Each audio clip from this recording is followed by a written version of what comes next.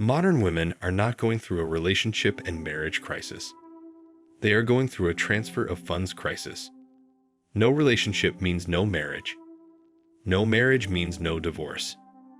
No divorce means no alimony and child support. Poetic justice, or just the truth.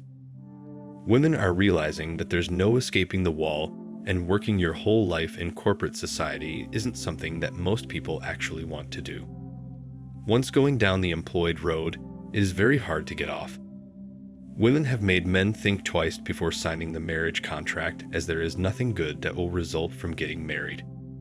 The reason why all these women act like this is because they were raised by single moms educating them on their bad habits and failures.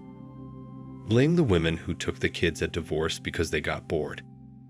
They get older and realize it's not as fun in a man's world as they thought. I don't know any men who feel strong and independent, as they are forced to wake up at inopportune times, go to a job they hate, get paid minimally no matter how hard they work, get overlooked for promotion, and feel like their life force is being sucked away from them every day. The 6 foot, 6 figures, and 6-pack percentage modern women are looking at is more like the top 1% of men. 8% are not actively looking, and the remaining 91% have walked away. They say a man's prime starts in his 30s, but that's the worst time to date. The ones your age want kids yesterday, the ones older than you are jaded and bitter, and the younger ones are addicted to social media and can't even hold a regular conversation. That pretty much sums up relationships for men in today's era. I want. That's what women say all the time. Women can say what they want and most likely get it when they are young and attractive. When they are older, they are completely invisible to men and totally irrelevant.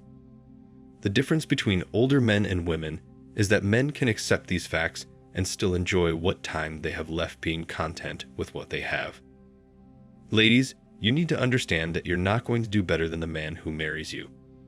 When your attitude about the marriage becomes more about you and less about the two, then it's your fault when the marriage falls apart. This is one reason why men aren't marrying anymore. I'll tell you a true story.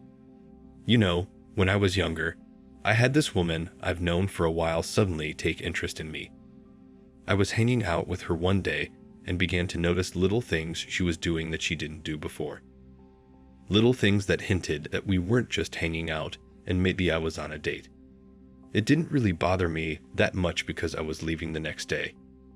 I remained personable and gentlemanlike and ended the day on a good note because I didn't want to leave a bad taste in her mouth right before I left. It wasn't until years later that I realized what happened. She was a solo mom that just turned 35 that year, and I was that steady friend that was leaving forever to start a new life. For men who are still trying or dating, nothing can be said about them. They don't understand that women will never love them the way those men expect. No matter how beautiful the beginning is of a relationship, the man started everything, but she will definitely end it just to find a better option. They will make up excuses not to be with you, and all of the blame would be pointed towards you. Relationships are overrated. Women are overrated. There's nothing in women that could actually be of any use to any man. Men are assets and women are liabilities. The modern American woman is the most undateable, disagreeable, unapproachable, and entitled horrid option for dating and marriage, and men in ever greater numbers are choosing to live single lives free from the risk of financial ruin and needless drama women bring. Already, 63% of men ages 18 to 29 are not dating, not in a relationship, or are seeking to be in a relationship. 45% of American working women, 25 to 45, are projected to be single, childless, and partnerless by 2030. Thank feminism for the mess dating and marriage have become. There are good women out there, but most are masters of deceit, lies, and deception. They know how the game is played and will come across as sweet, loving, and worst of all faithful without ever having the slightest intention of being loyal to you. If you do insist on marriage, make it a very long relationship and engagement and watch her very closely. She'll eventually show her true colors. The first sign of duplicity or disloyalty, dump her. Firstly, you need to understand that marriage, the traditional aim when seeking a partner rather than a hookup, is the ultimate expression of Stockholm Syndrome. Feelings of trust or affection are felt in many cases of kidnapping or the marriage contract by a victim or the groom towards the captor or the bride. Traditionally, the husband earned the money and the stay-at-home wife spent it. Researchers found that the wife made 80% of household spending decisions. Why would a man allow this? Because men are dumb and married for love. Women married for resources. It's a business decision. And so, men continued for generations to provide and women to decide on how this was spent. But they became overconfident and feminism made them unhappy, that they needed a man like a fish needed a bicycle. And the captors set their victims free through divorce, or by only taking the top 10% highest value victims, rejecting the remaining 90% of men. It takes time for Stockholm victims to wean themselves off dependency, and we're beginning to see a new generation of young men free from this syndrome and no longer trying to date women. The captors are beginning to see where they made a mistake, as a captor can only be that if they have a victim. That is, after all, the source of their power. Sadly, women will become more feminized and will draw simps back into a toxic relationship.